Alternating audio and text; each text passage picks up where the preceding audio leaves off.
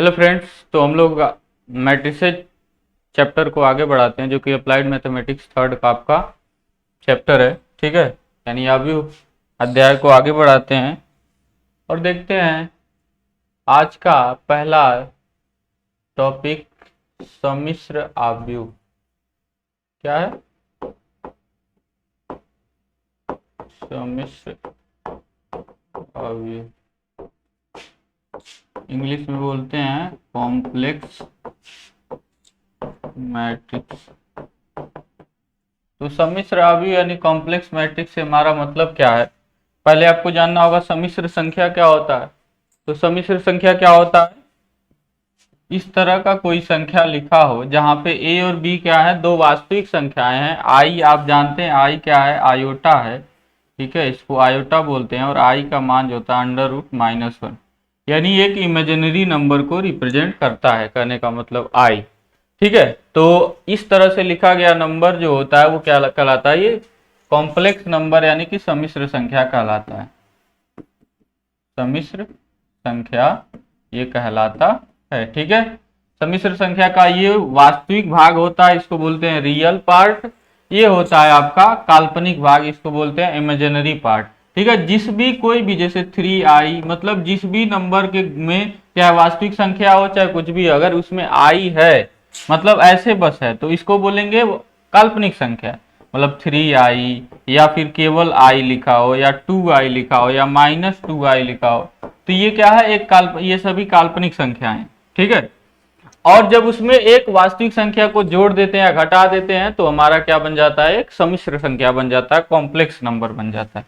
और i का मतलब ये सब है। ठीक है, आप लोग पहले भी पढ़ चुके होंगे डिप्लोमा में। ठीक है, डिप्लोमा में इसको पहले पढ़ाया गया होगा तो कोई दिक्कत होना नहीं चाहिए।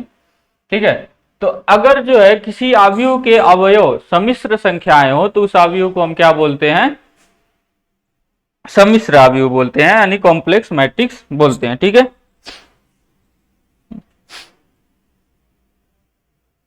तो इसका डेफिनेशन क्या हो जाएगा, यदि किसी आव्यूह के अवयव सम्मिश्र संख्याएं हों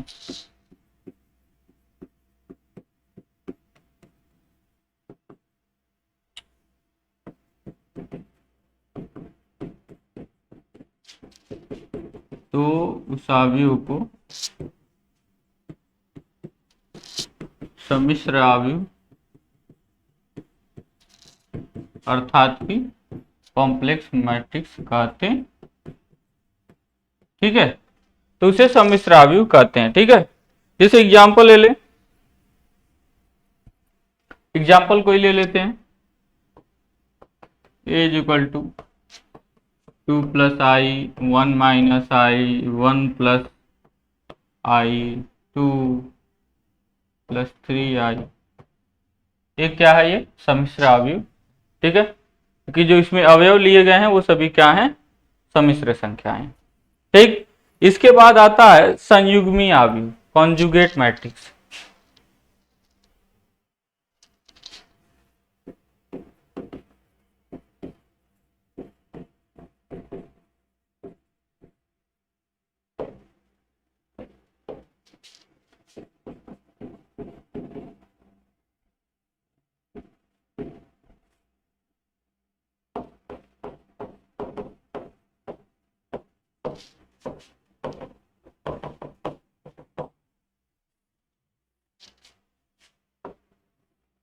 कॉन्जुगेट मैट्रिक्स यानी कि संयुग्मी आव्यूह। तो आप जानते हैं किसी भी सम्मिश्र संख्या को नॉर्मली a से रिप्रेजेंट करते हैं। ठीक है, ठीक है, सॉरी z से रिप्रेजेंट करते हैं। तो इसका जो संयुग्मी होता है उसको z बार से लिखते हैं। वो क्या होता है, बस क्या होता है, यहाँ पे साइन को हम चेंज कर देते हैं, यानी जो रियल इमेजिनरी पार्ट है उसके साइन को चेंज कर देंगे तो ये क्या कहलाता है, संयुग्मी कहलाता है। इसका इस z का ही संयुग्मी है z बार। ठीक है, संयुग्मी क्यों कहलाता है, ताकि इनको जोड़ने पर क्या हो जाए, केवल रियल पार्ट बचे। ठीक है, केवल रियल पार्ट बचे, यानी कि वास्तविक भाग बचे और इमेजिनरी यानी काल्पनिक भाग खत्म हो जाए। तो संयुग्मी का मतलब ये होगा, यानी कोई सम्मिश्र संख्या उसका संयुग्मी ये होता है। अभी हमने देखा तो सम्मिश्र जब कोई भी सम्मिश्र अवयव है और उसके अवयवों को उनके संगत संयुग्मी से रिप्लेस कर दें अगर, तो जो अवयव बनता है वो आपका कॉन्जुगेट मैट्रिक्स यानी कि संयुग्मी अवयव होता है। ठीक है, तो इसका डेफिनेशन आप लोग लिख लेंगे कि कोई अवयव ए के, कोई सम्मिश्र अवयव ए के सभी अवयवों को उनके संगत संयुग्मी अवयवों से बदलने पर प्राप्त अवयव संयुग्मी अवयव कहलाता है। ठीक है, यानी कॉन्जुगेट मैट्रिक्स कहलाता है। इसे ए बार से रिप्रेजेंट करते हैं। जैसे मान लीजिए ए हमारा एक अवयव है 2 + 3i 1 + i 3 - 2i और 4 + i। तो जो इसका संयुग्मी यानी होगा, यानी ए बार जो होगा वो क्या होगा, वो इसके संयुग्मी से रिप्लेस हो जाएगा, यानी 2 - 3i हो जाएगा। यहाँ पे रिप्लेस संयुग्मी से कर देंगे 1 - i, यहाँ पे हो जाएगा 3 प्लस है तो यहाँ पे माइनस है तो प्लस हो जाएगा 2i, और यहाँ पे प्लस है तो माइनस। तो ये कुछ हुआ संयुग्मी का मतलब। ठीक है, तो कुछ इसमें दिक्कत है नहीं, बस क्या करना है, जो भी अवयव हैं उनके संगत संयुग्मी से उनको रिप्लेस कर देना, यानी उनके जगह पे संयुग्मी ला देना है। तो बाद जो संयुग्मी ला देने के बाद जो अवयव बनेगा, इस अवयव ए का ये क्या कहलाएगा, संयुग्मी कहलाएगा। ए बार से रिप्रेजेंट करते हैं। ठीक है, अब देखते हैं हम लोग कॉन्जुगेट ट्रांसपोज मैट्रिक्स। ठीक है, अगला क्या है, संयुग्मी परिवर्त अवयव। ठीक है, यानी कि कॉन्जुगेट ट्रांसपोज मैट्रिक्स।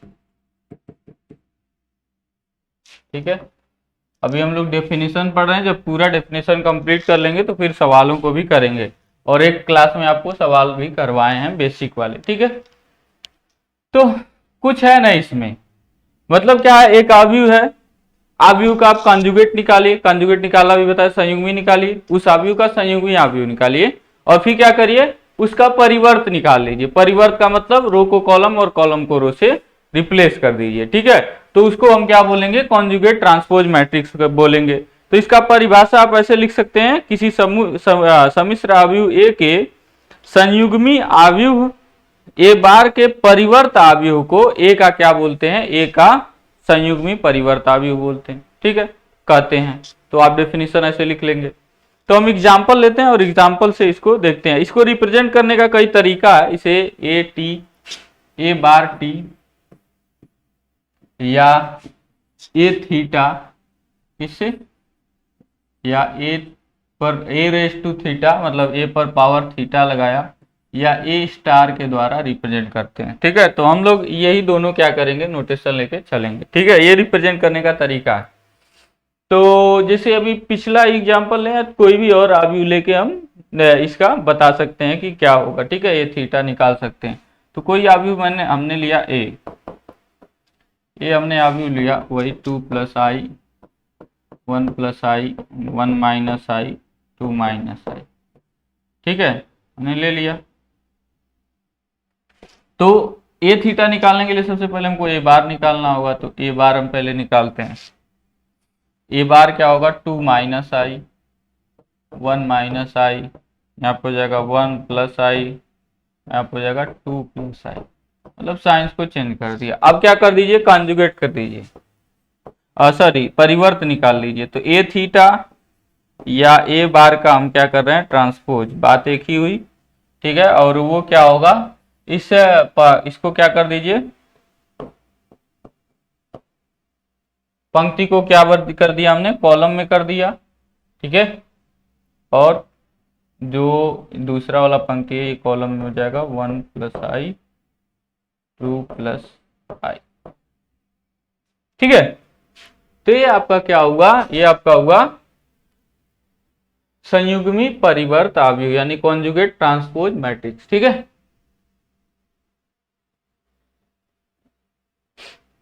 तो बात समझ में आई। इसको बोलते हैं हम लोग अब आगे हम लोग देखेंगे हर्मिटियन।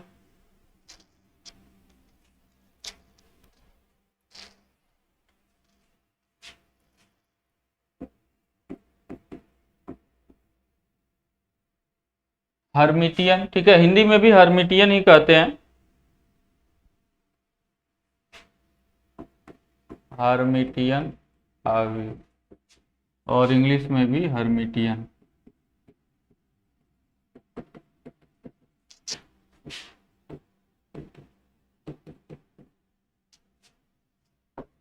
अब देखते हैं हर्मिटियन आव्यूह यानी हर्मिटियन मैट्रिक्स से हमारा क्या मतलब है। ठीक है, यहाँ पे क्या लिखा गया है, हर्मिटियन मैट्रिक्स, हर्मिटियन आव्यूह। तो अगर आपका कोई भी संयुग्मी परिवर्त आव्यूह, ठीक है, यदि कोई भी संयुग्मी परिवर्त आव्यूह स्वयं मतलब कोई, मतलब कहने का मतलब है कि ए कोई आव्यूह लिया, उसका अपने संयुग्मी परिवर्त आव्यूह निकाला और वो ए के ही बराबर आ गया, यानी ए थीटा बराबर ए अगर आपको मिल जाए, क्या है ए थीटा, क्या है ए का संयुग्मी परिवर्त आव्यूह है, ठीक है, और वो अगर ए थीटा ए के बराबर हो गया तो उसका मतलब हो गया कि आपका जो आव्यूह ए है वो कहलाएगा हर्मिटियन मैट्रिक्स, हर्मिटियन आव्यूह। ठीक है, तो बात समझ में आ गई होगी। इसको अगर नोटेशन फॉर्म में लिखना चाहें तो ऐसे लिख सकते हैं कि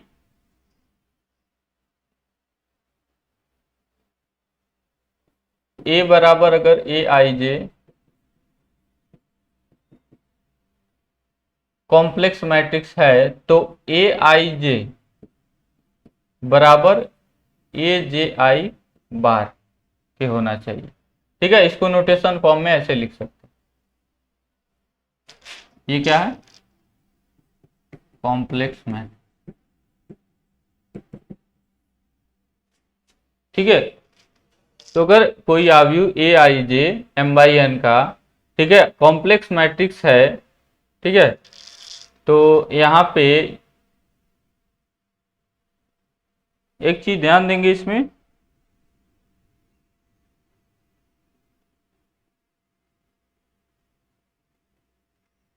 ये वर्ग आव्यूह होना चाहिए, जो कि यहाँ पे नहीं कंफर्म किया गया है, ठीक है, आपके बुक में, लेकिन ये गलत हो रहा है।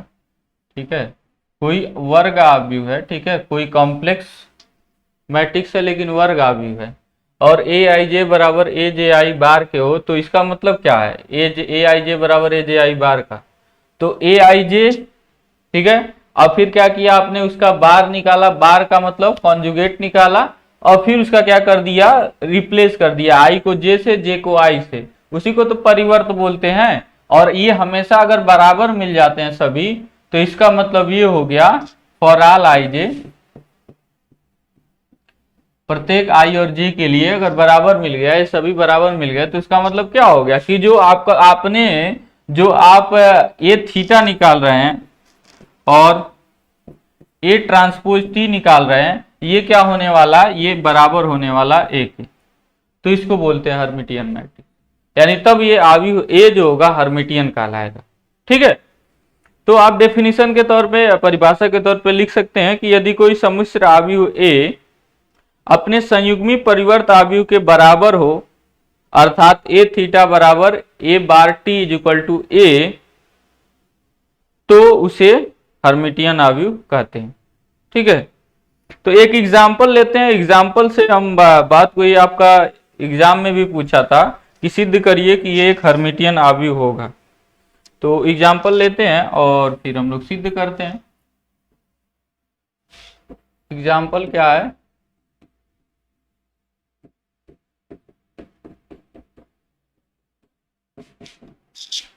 ए बराबर, हम क्वेश्चन लेते हैं,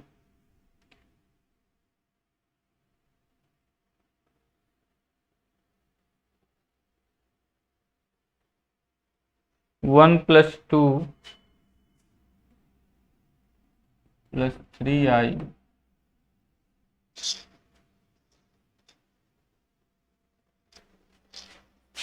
थ्री प्लस फोर आई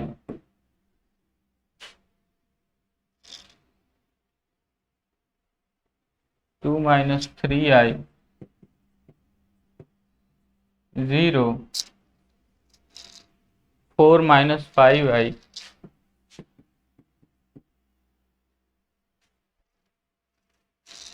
3 माइनस 4i, यहाँ पे क्या रहने वाला है 4 प्लस 5i 2।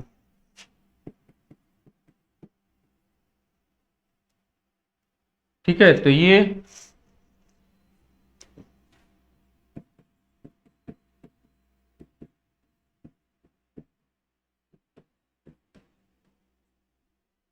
तो हर्मिटियन प्रूव करने के लिए हमको सबसे पहले क्या निकालना होगा, ए बार निकालना होगा। अब देखिए ये हमेशा होने वाला है कि हर्मिटियन होने के लिए जो मुख्य डायगोनल के जो मुख्य विकर्ण के अवयव होंगे ना, वो क्या होंगे, वो हमेशा रियल होंगे, नहीं तो आप नहीं कर पाएंगे। ठीक है, हो ही नहीं पाएगा। ठीक है, तो ये होना ही पड़ेगा, ये जो मुख्य विकर्ण के अवयव हैं वो डायगोनल होने चाहिए। तो सम्मिश्र अवयव में कोई जरूरी नहीं होता कि सभी अवयव जो है सम्मिश्र संख्याएं ही हो। ठीक है, सम्मिश्र संख्याएं हो। ठीक है, तो यहाँ पे देखिएगा ध्यान से, एक दो भी मिल जाते हैं तो हम बोलेंगे कि सम्मिश्र अवयव है, कॉम्प्लेक्स मैट्रिक्स। अब देखिए यहाँ पे, अब इसका जो है जब निकालेंगे कॉन्जुगेट, तो इसका तो कॉन्जुगेट निकलेगा नहीं, तो 1 का 1 ही रह जाएगा। इसका हो जाएगा 2 माइनस 3i, इसका हो जाएगा 3 माइनस 4i, इसका हो जाएगा 2 प्लस 3i, इसका हो जाएगा 0 4 प्लस 5i, और ये हो गया 3 प्लस 4i, ये हो गया 4 माइनस 5i, और ये हो गया 2। ठीक है, अब फिर क्या कर दिया इसको,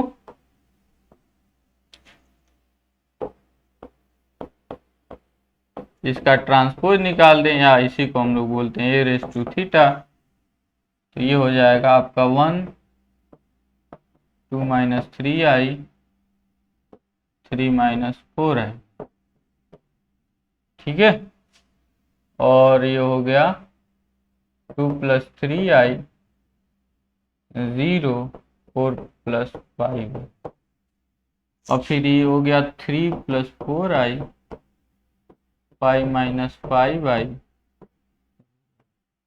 तो क्या ये ए के बराबर आया कि नहीं, ए के बराबर आया, इसलिए प्रूव हो गया, सिद्ध हो गया। देखिए ये ए के बराबर है, ए के बराबर है, तो ये सिद्ध हो गया यहाँ से कि ये क्या है, एक हर्मिटियन अवयव था। ये जो अवयव ए हमने लिया था वो क्या था, एक हर्मिटियन मैट्रिक्स था, हर्मिटियन अवयव था। ठीक है,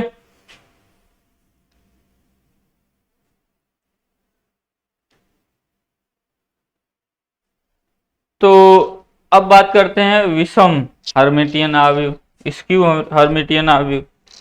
तो बिल्कुल सिमेट्रिक और स्क्यू सिमेट्री जैसे है, बस यहाँ पे कॉम्प्लेक्स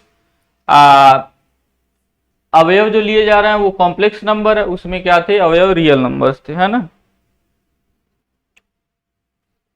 अब देखते हैं हम लोग विषम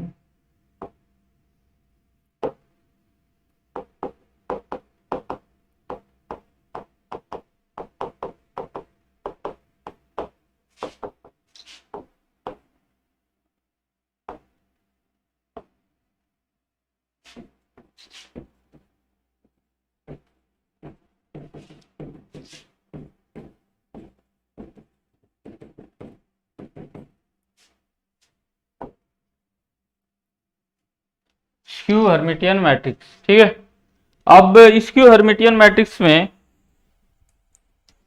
होता क्या है कि अगर आपने वही काम किया, ए बार टी निकाला या ए थीटा निकाला, ठीक है, बराबर ए थीटा ऐसे लिख सकते हैं, बराबर माइनस ए मिल जाएगा, जैसे स्क्यू सिमेट्रिक में मिलता था। तो आप बोलेंगे क्या है कि जो ए अवयव हमने लिया था वो क्या है, एक स्क्यू हर्मिटियन है, यानी कि विषम हर्मिटियन है। तो और इसको अगर नोटेशन फॉर्म में लिखना चाहते हैं तो कोई अवयव आपने लिया, मान लीजिए वर्ग अवयव n बाई n, और ये क्या है, कॉम्प्लेक्स मैट्रिक्स है। क्या है, कॉम्प्लेक्स मैट्रिक्स है। तो कॉम्प्लेक्स नंबर को हालांकि यहाँ से हम कुछ और नोटेशन दे सकते थे, लेकिन कोई बात नहीं, हम मान लेते हैं कि इसी नोटेशन से काम चल रहा है हमारा। तो अगर ए आई जे बराबर माइनस ए जे आई बार हो गया। तो फिर ये क्या कहलाएगा, for all I is equal to J, for all I is equal to J नहीं, आई एंड जे, तो क्या कहलाएगा ये, एक स्क्यू हर्मिटियन कहलाएगा। ठीक है, जैसे स्क्यू सिमेट्रिक में हमारा होता था काम। ठीक है, तो एक एग्जांपल ले लेते हैं इसमें भी।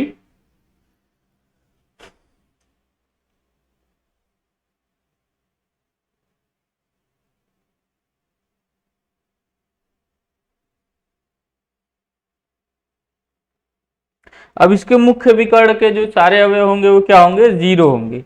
ठीक है, तो एक सिंपल सा एग्जांपल ले लेते हैं, जैसे ए बराबर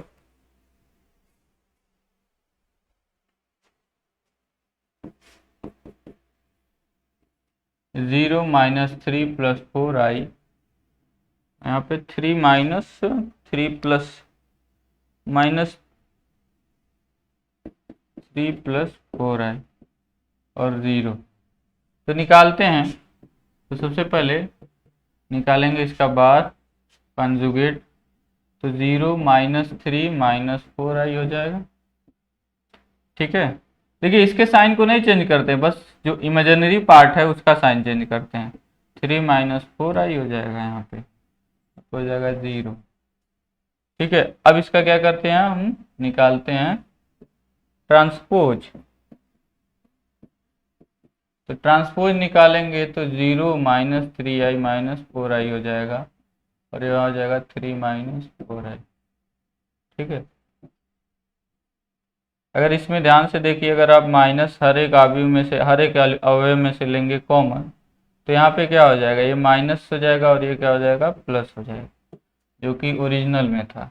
और यहाँ से माइनस कॉमन किया गया तो दोनों क्या हो जाएंगे, प्लस हो जाएंगे, क्योंकि दोनों माइनस है। तो आया कि नहीं, माइनस ए के बराबर आया कि नहीं, आया ना। तो इसका मतलब जो आप ए थीटा निकाल रहे हैं, ए रेज टू थीटा, या फिर ए बार का ट्रांसपोज जो आप निकाल रहे हैं वो माइनस ए के बराबर आ जा रहा है। इसीलिए हम क्या बोलेंगे, यहाँ पे जो आव्यूह है वो क्या है, स्क्यू हर्मिटियन। ठीक है, यानी कि विषम हर्मिटियन आव्यूह है। ठीक, अब जो है आगे बढ़ते हैं और देखते हैं अगला यूनिटरी मैट्रिक्स, यानी कि एकीक आव्यूह, यूनिटरी मैट्रिक्स। ठीक है, तो यूनिटरी मैट्रिक्स से मतलब क्या है कि अगर आप कोई आव्यूह है उसके हर्मिटियन मैट्रिक्स से गुणा करते हैं तो आपको क्या मिल जाता है,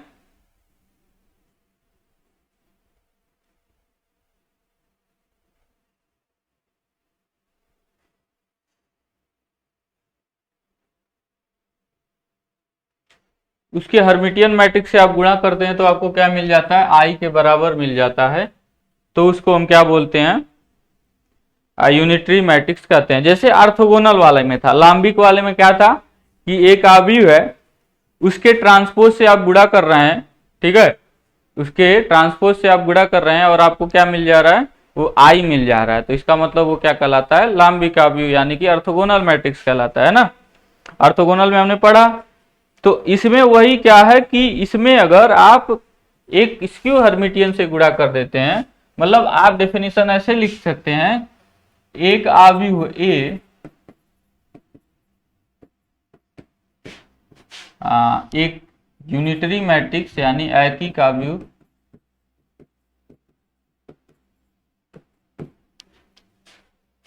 कहलाता है यदि क्या कि a इंटू ए थीटा या फिर ए थीटा इंटू ए बराबर क्या मिल जाए, आई मिल जाए, यानी कि इकाई आव्यूह मिल जाए, यानी तत्समक आव्यूह मिल जाए या आइडेंटिटी मैट्रिक्स मिल जाए। तो इसको हम बोलेंगे, क्या बोलेंगे, ये जो आव्यूह ए हमने लिया था वो क्या कहलाएगा, एक यूनिटरी मैट्रिक्स एकीक आव्यूह कहलाएगा। ठीक है, तो इसका थोड़ा सा एग्जाम्पल वगैरह इसका थोड़ा सा लेंदी है, मतलब थोड़ा इसमें कैलकुलेशन करना होगा।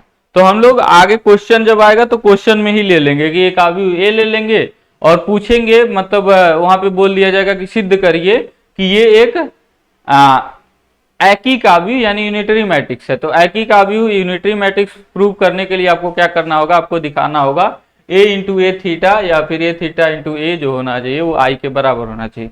तो हम लोग दिखा देंगे, ठीक है, जब क्वेश्चन करेंगे। तो अभी आगे बढ़ते हैं, आगे ये पढ़ेंगे, हम लोग पढ़ेंगे सिंगुलर मैट्रिक्स किसे कहते हैं। क्या चीज? सिंगुलर। सिंगुलर मैट्रिक्स को हिंदी में बोलते हैं अव्युत्क्रमणीय आव्यूह। अव्युत्क्रमणीय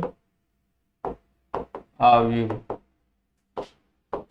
इंग्लिश में क्या बोलते हैं? Singular matrix.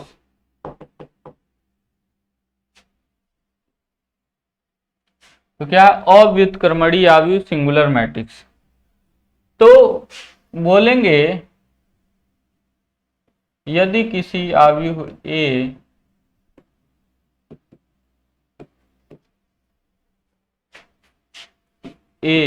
का सारणिक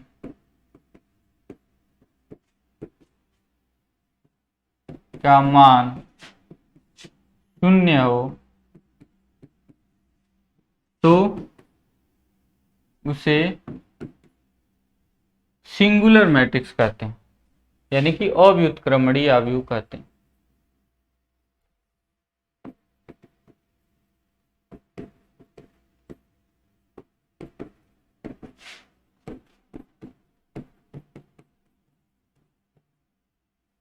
ठीक है, तो अब हम सारणिक कैसे निकालते हैं किसी आव्यूह का, ये जानना जरूरी है। ठीक है, तो कोई भी आव्यूह ए है और यहां पे ध्यान देंगे कि जो है कोई भी आव्यूह का सारणिक तभी निकल सकता है जब वो वर्ग आव्यूह हो। तो किसी भी वर्ग आव्यूह, यहां पे बोले तो ज्यादा सही, किसी वर्ग आव्यूह ए का सारणिक, ठीक है, सारणिक आप किसी आव्यूह का तभी निकाल सकते हैं जब वो क्या हो, वर्ग आव्यूह हो। ठीक है, तो कोई वर्ग आव्यूह है उसका आप सारणिक कैसे निकालते हैं अभी आपको हम बताएंगे। अगर सारणिक निकालते हैं और उसका मान शून्य आ जाता है यानी 0 हो जाता है तो वो कहलाएगा अव्युत्क्रमणीय आव्यूह यानी कि सिंगुलर मैट्रिक्स। ठीक है, तो एक एग्जाम्पल लेते हैं। एग्जाम्पल हमने लिया a इज इक्वल टू 1 2 3 6। ठीक है, इसका अब मैट्रिक्स सारणिक कैसे निकालते हैं, तो सारणिक कुछ ऐसे निकालते हैं, क्योंकि ये 2 बाई 2 का है तो सारणिक निकालना बहुत आसान होता है। क्या करना है, बस जो है इनमें ऐसे क्रॉस मल्टीप्लाई करके इसका इसमें करके माइनस कर देते हैं इसका इसमें करके, यानी 6 में 1 का करेंगे तो 6 माइनस 2 में 3 का करेंगे तो 6, यानी आ गया 0। तो यानी ये आव्यूह क्या है, सिंगुलर मैट्रिक्स है। ठीक है, अव्युत्क्रमणीय है। यहाँ नाम सिंगुलर या अव्युत्क्रमणीय से कहने से मतलब ये है कि जो इसका जो है व्युत्क्रम नहीं निकाला जा सकता। सिंगुलर होने का मतलब अव्युत्क्रमणीय से, अव्युत्क्रमणीय मतलब हिंदी में बोला जा रहा तो अव्युत्क्रमणीय यानी कि इसका ये व्युत्क्रमणीय नहीं है, यानी इसका व्युत्क्रम यानी इनवर्स नहीं निकाल सकते। सिंगुलर का क्या मतलब है, सिंगुलरिटी का मतलब ये है कि जब डिवीजन में 0 आ जाए, ठीक है ना, तो वहां पे सिंगुलरिटी एक वर्ड यूज किया जाता है। जब कहीं भी भाग कोई भी चीज आ रहा है उसमें भाग करने में शून्य आ जा रहा है, ठीक है, तो वहां पे सिंगुलरिटी आ जाता है। जैसे होगा क्या, आगे अभी हम लोग इनवर्स जब निकालेंगे यानी व्युत्क्रम निकालेंगे किसी आव्यूह का, तो उस आव्यूह में क्या करना पड़ेगा, हमको सारणिक के मान से भाग करना होगा। ठीक है ना, तो जब भाग करेंगे तो वहां पे देखिए 0 आ जा रहा है, इसीलिए सिंगुलर बोला गया है। यहाँ पे सिंगुलर मैट्रिक्स का मतलब इसलिए सिंगुलर बोला गया क्योंकि सिंगुलरिटी आ जाती है। ठीक है, जब इस मैथमेटिक्स को किसी फिजिक्स से जोड़ा जाएगा ना, तो जहां पे ये कैलकुलेशन हो रहा होगा जिस पॉइंट के लिए ये सब कैलकुलेशन मैथमेटिक्स का, तो उस पॉइंट को बोलते हैं हम लोग पॉइंट ऑफ सिंगुलरिटी।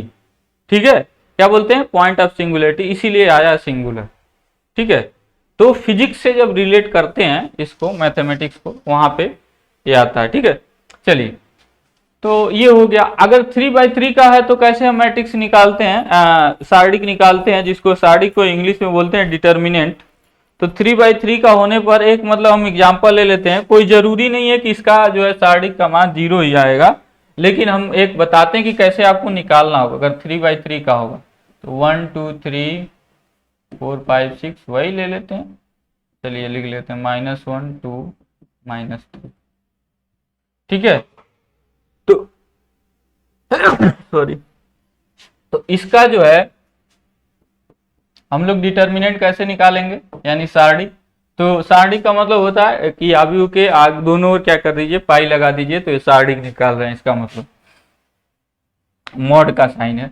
तो सारणी निकालने के लिए ऐसे लिखते हैं फिर, और हमेशा आपको बता ही दिए कि वर्ग अवयव का ही केवल आप सारणी निकाल सकते हैं,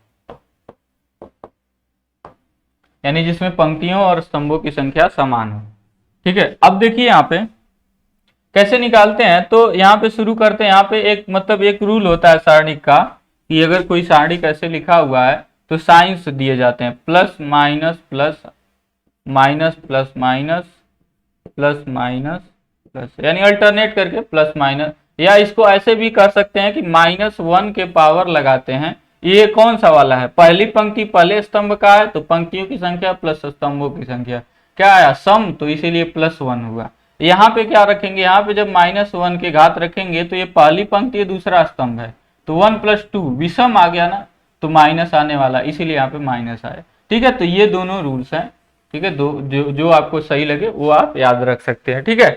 तो अब यहाँ पे जब शुरू करेंगे तो यहाँ से अगर एक्सपेंड करेंगे किसी भी मतलब 3/3 को किसी रो या किसी कॉलम के अलांग जो होता है उसका एक्सपेंशन करना होता है, ठीक है। तो कोई रो या कोई कॉलम ले लीजिए, तो मान लीजिए पहला हम पंक्ति ले लेते हैं, उसी के अलांग एक्सपेंशन करना है, तो इसके लिए क्या है साइन प्लस है तो +1 ले लिया, यहाँ पे जो अवयव रहेगा वो लिखा जाएगा, ठीक है। उसके बाद क्या करते हैं, जिसको ले रहे हैं उसका जो स्तंभ है और उसकी जो पंक्ति है उसको छोड़ देंगे, यानी ये पंक्ति और ये स्तंभ छोड़ देंगे, तो बचा क्या हमारे पास, ये बचा ना। तो यहाँ पे या तो इस अवयव को ऐसे लिख लीजिए, सॉरी इस सारणी को छोटे वाले को ऐसे लिख लीजिए 5 6 2 -3, या सीधे आप गुणा करके डायरेक्ट लिख लीजिए, ठीक है। तो हम गुणा करके डायरेक्ट लिखते हैं, ठीक, आप ऐसे भी लिख सकते हैं, फिर बाद में गुणा करके लास्ट में कर सकते हैं। तो फिर क्या करेंगे, इसमें इसका गुणा करेंगे तो -15 होगा, ठीक है, और इसमें इसका करेंगे तो माइनस, क्योंकि यहाँ पे माइनस हमेशा लगने वाला है, तो अगर 6 दूनी 12 प्लस आया तो प्लस लेंगे। जैसे यहाँ पे अगर गुणा करते हैं तो 5 -1 तो -5 आ ही रहा, पहले से माइनस लगाना तो माइनस माइनस प्लस हो जाता, ठीक है। तो इस तरह से लगेगा, और इसके बाद इसका लेंगे तो यहाँ पे क्या होने वाला है, माइनस होने वाला है, क्योंकि प्लस माइनस, ठीक है ना। तो 2 के आगे क्या लगने वाला है, यहाँ पे -2।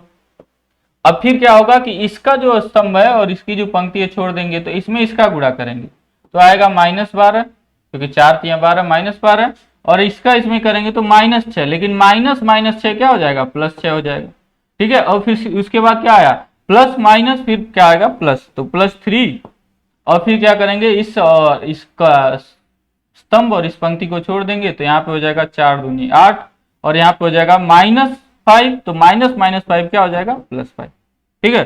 तो इस तरह से इसको अब क्या कर लेंगे आप, इसको जोड़ के वगैरह करके मतलब इसको कैलकुलेट कर लेंगे, आपका आंसर आ जाएगा। तो 3/3 को ऐसे एक्सपेंड करते हैं। अगर इसका भी मतलब पूरा जो हल करने के बाद अंत में वैल्यू 0 आ जाए तो उसको हम लोग बोलेंगे सिंगुलर मैट्रिक्स, ठीक है, यानी अव्युत्क्रमणीय अवयव, ठीक। अच्छा, अब आगे चलते हैं नॉन सिंगुलर मैट्रिक्स पर, क्या चलते हैं, व्युत्क्रमणीय अवयव पर।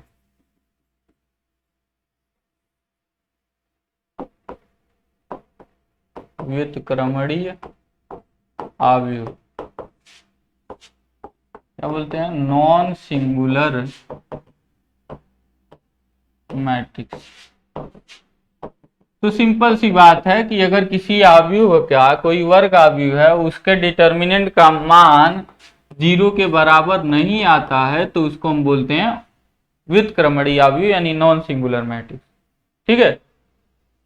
तो ये सिंपल है, सिंपल क्या है कि नॉन सिंगुलर मैट्रिक्स किसे कहते हैं, जिसके डिटर्मिनेंट का मान 0 के बराबर न आए, यानी कोई ना कोई 0 के अलावा छोड़ के कोई भी आ जाए, यानी कोई वर्ग अवयव ए है, उसका अगर आप डिटर्मिनेंट निकालते हैं यानी सारणिक निकालते हैं, जैसे हमने पीछे देखा कैसे निकालते हैं, तो अगर सारणिक निकालते हैं और उसका मान क्या आ जाता है, 0 के बराबर नहीं आता, 0 के अलावा कोई और संख्या आ जाता है, शून्य के अलावा, तो उसको हम क्या बोलेंगे, नॉन सिंगुलर मैट्रिक्स यानी कि अव्युत्क्रमणीय व्युत्क्रमणीय अवयव। ठीक है, तो जैसे कोई एग्जांपल ले लेते हैं, आपको दिखा सकते हैं कि a बराबर 2 3 1 2।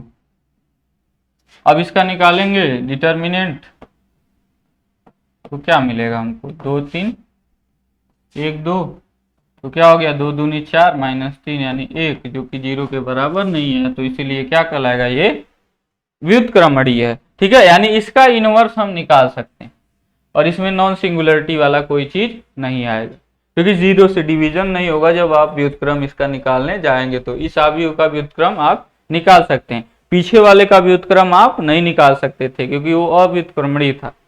ठीक है ना, तो अब व्युत्क्रम निकालने से पहले, क्योंकि हमारा जो फाइनल जो होने वाला है, फाइनल स्टेप जो होने वाला है, वो व्युत्क्रम ही, जो भी यहाँ पे ये चल रहा है ना, अव्युत्क्रमणीय व्युत्क्रमणीय, ये आपको लीड कर रहा है क्या, कि कैसे हम एक अवयव का इनवर्स यानी व्युत्क्रम निकालते हैं, कैसे निकालना होगा। ठीक है, उस पर हम लोग लीड कर रहे हैं। तो व्युत्क्रमणीय अव्युत्क्रमणीय का समझ गए कि कैसे होगा, व्युत्क्रमणीय कौन सा होगा, नहीं होगा, यानी किसका व्युत्क्रम निकालना होगा, किसका नहीं होगा। उसके बाद बात करेंगे आगे। इसके बाद एक चीज उसमें यूज किया जाता है, सहखंडज अवयव। ठीक है, यानी कि बोलते हैं एडजॉइंट मैट्रिक्स। तो एडजॉइंट मैट्रिक्स से पहले हमको कोफैक्टर मैट्रिक्स जानना होगा। ठीक है, तो चलिए हम लोग पढ़ते हैं पहले कोफैक्टर मैट्रिक्स।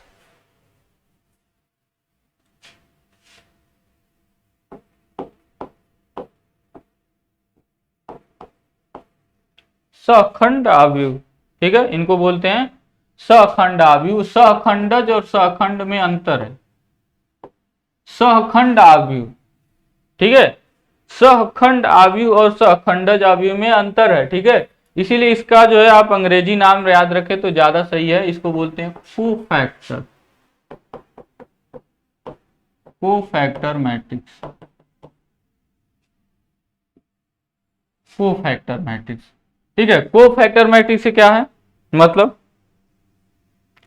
तो कोफैक्टर मैट्रिक्स से मतलब क्या है, इसका डेफिनेशन बोल दे रहे हैं, आप लोग लिख लीजिए। ठीक है, अब हम बताते हैं उसके बाद कैसे हल करेंगे। ठीक है, तो किसी वर्ग अवयव ए के अवयवों को उसके संगत सारणी के अवयवों के संगत सहखंडों यानी कोफैक्टर्स से प्रतिस्थापित करके बने अवयव को सहखंड अवयव कहते हैं।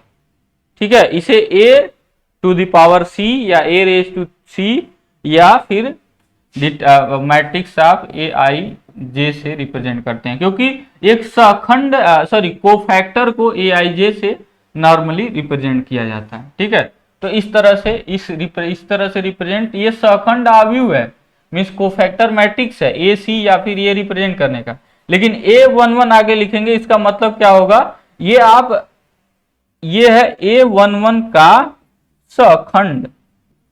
कोफैक्टर से मतलब क्या बोला गया ना, डेफिनेशन में बोले हैं कोफैक्टर। तो देखिए एक एग्जांपल लेते हैं, वहां पे पूरी बात आपको समझ में आ जाएगी। ठीक है, डेफिनेशन आप लोग लिख लिए होंगे, नहीं लिखे होंगे तो फिर से रिवाइंड करके लिख लीजिएगा। ठीक है, तो कोई कितने 2/2 का लें, चलिए सिंपल रहेगा कि 2/2 का लें तो आसान रहेगा। ठीक है, तो 2/2 का कोई ले लेते हैं, जैसे 3 4 5 और 2, ये ले लिया हमने। ठीक है, तो अब यहाँ पे जो कोफैक्टर जो है उनको कैसे रिप्रेजेंट करते हैं, A11 जैसे पहले का कोफैक्टर। ठीक है ना, कोफैक्टर मतलब सहखंड, cofactor of A11 is capital A11। ठीक है, तो हर एक अवयव का, किसी भी अवयव के हर एक अवयव का एक कोफैक्टर होता है। ठीक है, क्या होता है, एक कोफैक्टर होता है यानी सहखंड होता है। ठीक, तो अब वो कोफैक्टर निकलता कैसे है, इस बात को समझते हैं।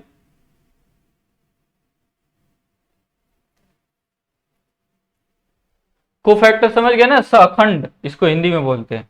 तो A11 का जो स्मॉल A11 का कोफैक्टर कैपिटल A11 होगा, और कैसे लिखा जाता है, तो सबसे पहले लगाइए -1 के पावर जितना ये वाला, मतलब चाहिए वाला यूज करिए क्योंकि दोनों का सेम होने वाला है।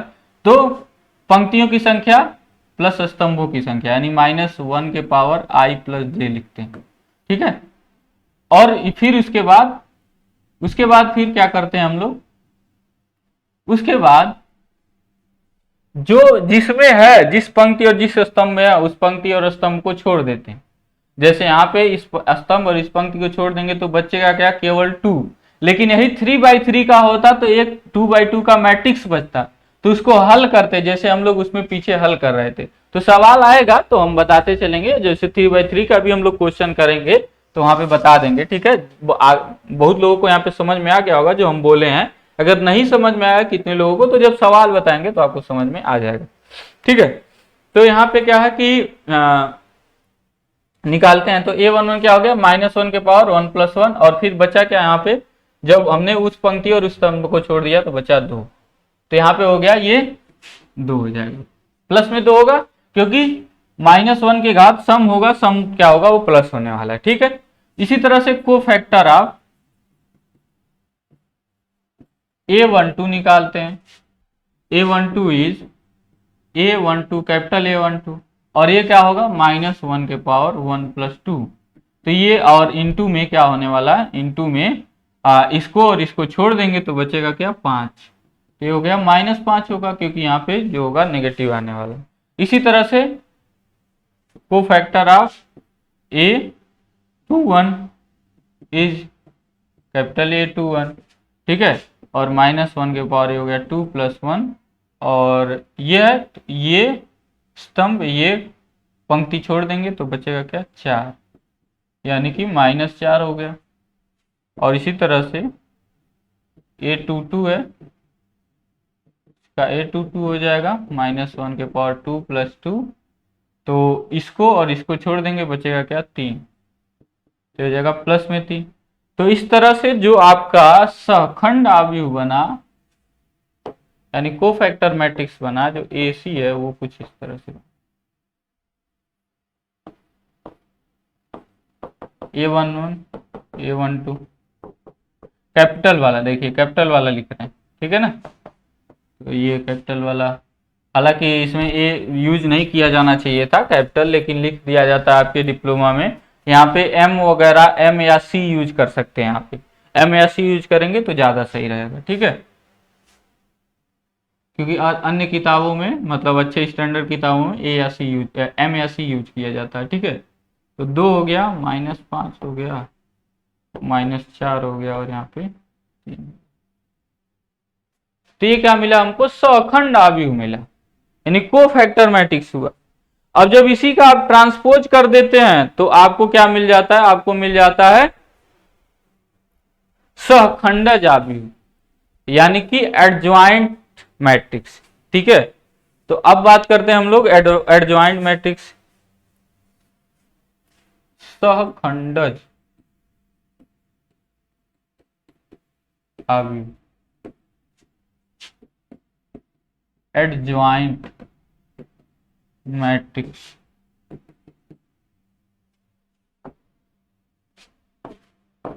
तो AC का जब आप ट्रांसपोज ले लेते हैं तो वही एडजॉइंट मैट्रिक्स कहलाता है, और इसको ऐसे रिप्रेजेंट करते हैं ADJ of A, ADJ A यानी एडजॉइंट मैट्रिक्स A, ठीक है। तो इसका क्या है, जो अभी आपने सहखंडज निकाला ना उसका परिवर्त कर दीजिए, तो आप डेफिनेशन में लिख सकते हैं कि सहखंड आव्यूह के परिवर्त आव्यूह को सहखंडज आव्यूह यानी एडजॉइंट मैट्रिक्स कहते हैं, ठीक है। तो आपका जो है, जैसे कि पिछला वाला ही लेके हम कर सकते हैं,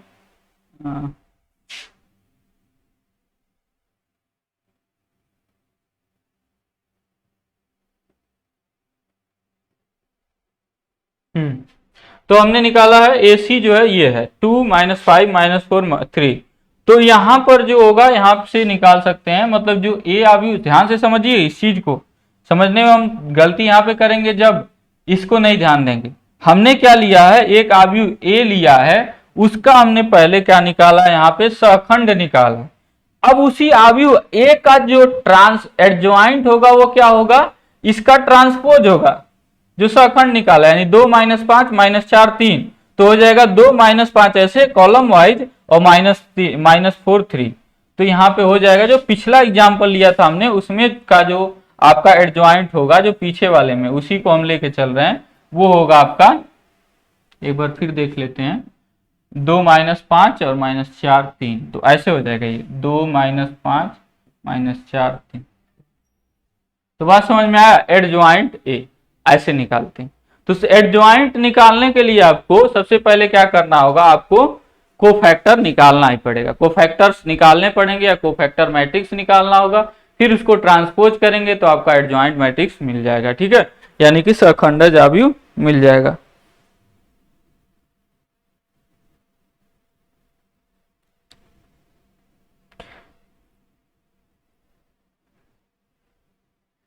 अब बात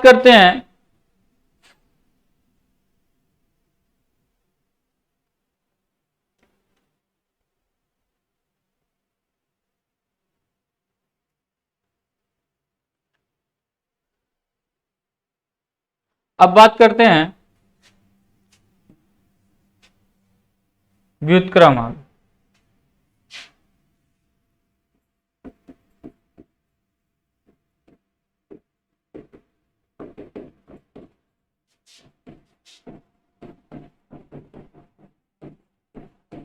कॉन्सेप्ट वाइज ये आपका इस चैप्टर का लास्ट टॉपिक होने वाला है, ठीक है। व्युत्क्रम आव्यूह यानी इनवर्स मैट्रिक्स, तो इनवर्स हम कैसे निकालेंगे, ठीक है। तो इनवर्स किसे कहते हैं, तो बात करते हैं, माना कि ए एक नॉन सिंगुलर, ए एक व्युत्क्रमणीय आव्यूह है, व्युत्क्रमणीय आव्यूह यानी कि नॉन सिंगुलर, जैसे हमने पीछे देखा नॉन सिंगुलर मैट्रिक्स है। माना कि ए एक व्युत्क्रमणीय यानी नॉन सिंगुलर मैट्रिक्स है तथा ए बी एक आव्यूह इस प्रकार है कि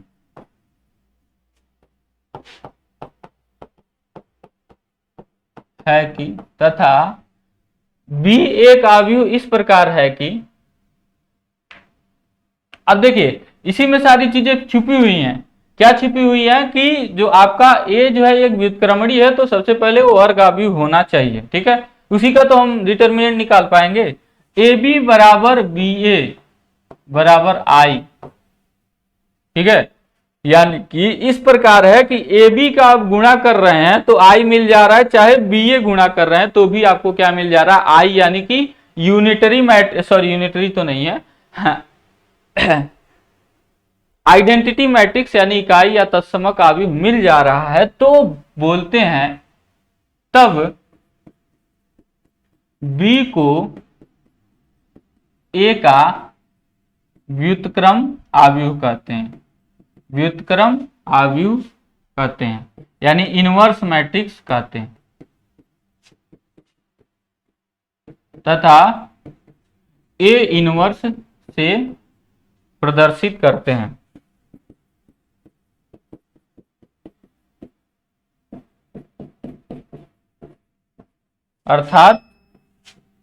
अर्थात हो गया आपका a inverse is equal to b, यानी यही जो बी आव्यूह होगा, जो आव्यूह यहाँ पे गुणा करने के बाद आई ला दे रहा है, वही आव्यूह इस ए का क्या कहलाएगा, व्युत्क्रम कहलाएगा, ए इनवर्स कहलाएगा, ठीक है, यानी ए इनवर्स या ए इनवर्स ए बराबर आई होता है, ठीक है। तो ए इनवर्स कुछ है नहीं, एक आव्यूह ही है जिसका उसके खुद के साथ गुणा करें, ए में ही गुणा करें तो आपको क्या मिल जाए, इकाई आव्यूह या तत्समक आव्यूह मिल जाए, आइडेंटिटी मैट्रिक्स मिल जाए, ठीक है। अब एक आव्यूह, इकाई आव्यूह को निकालने का तरीका क्या है, तो इसके दो तरीके होते हैं, लेकिन एक तरीका हम लोग यहाँ पे बस सीखेंगे और वो इजी वाला है, ठीक है, दूसरा वाला ज्यादा हार्ड वाला है, हालांकि देखेंगे elementary row and column transformation में शायद हो तो देख लिया जाएगा, ठीक है, हाँ उसके माध्यम से निकालना होगा। तो यहाँ पे देखिए, तो a inverse is equal to b हो गया। अब ए इनवर्स कैसे निकालते हैं, तो ए इनवर्स का फार्मूला होता है आपका 1 by determinant A into adjoint A, तो आया ना, पूरा काम आ गया। एडजॉइंट ए जो आप निकाल रहे हैं उसी में क्या कर दीजिए, उसी में डिटर्मिनेंट से डिवाइड कर दीजिए, या फिर ऐसे भी बोल सकते हैं, सिंपल सी बात है, एडजॉइंट ए, आप क्या करिए ए का क्या निकालिए, एडजॉइंट यानी सखंडज अवयव निकाल लीजिए और उसमें क्या कर दीजिए, ए के क्या कर दीजिए, ए के सारणिक से क्या कर दीजिए, भाग दे दीजिए, तो आपको ये मिल जाएगा ए इनवर्स। क्या मिल जाएगा, ए इनवर्स। ए इनवर्स बराबर ये होता है। आपको अगर ए दिया है तो ए इनवर्स निकालने के लिए आप ये कर सकते हैं ये चीजें। तो आपको सबसे पहले सखंडज निकालना होगा और डिटर्मिनेंट आप निकाले, क्योंकि पहले तो आपको चेक करना होगा कि ये इसका व्युत्क्रम हो सकता है कि नहीं, व्युत्क्रमणी है कि नहीं। तो अगर 0 के बराबर नहीं है तो व्युत्क्रमणी होगा यानी नॉन सिंगुलर होगा, तभी आप आगे बढ़ेंगे। उसके बाद आगे बढ़ेंगे तो एडजॉइंट निकालेंगे, एडजॉइंट में फिर क्या कर देंगे, सभी अवयवों में क्या कर देंगे, इससे भाग दे देंगे। ये तो कोई संख्या होता है। डिटर्मिनेंट क्या होता है, सबसे बात ध्यान रखिएगा अपने दिमाग में, किसी अवयव का सारणिक एक संख्या होता है, ठीक है, और ये संख्या आएगा, उससे क्या कर देंगे, सभी अवयवों में भाग दे देंगे, एडजॉइंट वाले में आ जाएगा। ठीक है, तो जब हम लोग क्वेश्चन करेंगे तो इसको बताएंगे। ठीक है, अभी के लिए बस यहीं पे समाप्त करते हैं, बस यहीं तक था आपका कॉन्सेप्ट। ठीक है, बाकी कोई चीजें पूछनी होगी तो कमेंट करिएगा। ठीक है, या फिर आपको नंबर भी बताए हैं तो वहां पे क्वेश्चंस आप सेंड कर सकते हैं जिसको हम लोग ले सकें। ठीक है, नंबर नहीं बताया तो लिख लीजिए, मतलब आप केवल व्हाट्सअप करिएगा या टेलीग्राम पे क्वेश्चन सेंड करिएगा 9956192749, ये मेरा नंबर है। ठीक है, अगर आपको लगता है कि कोई क्वेश्चन आपको नहीं आ रहा है, ठीक है, समझ में कहीं से भी, तो आप उसको भेज सकते हैं, वैलिड क्वेश्चन रहेगा तो आपको बताया जाएगा। ठीक है, उसको क्वेश्चन क्लास में हम करवा देंगे, जब क्लास में आएंगे तो उसको लेके आएंगे, उसको करवा देंगे। ठीक है, तो फिर मिलते हैं अभी नेक्स्ट क्लास में, अभी दीजिए इजाजत, धन्यवाद।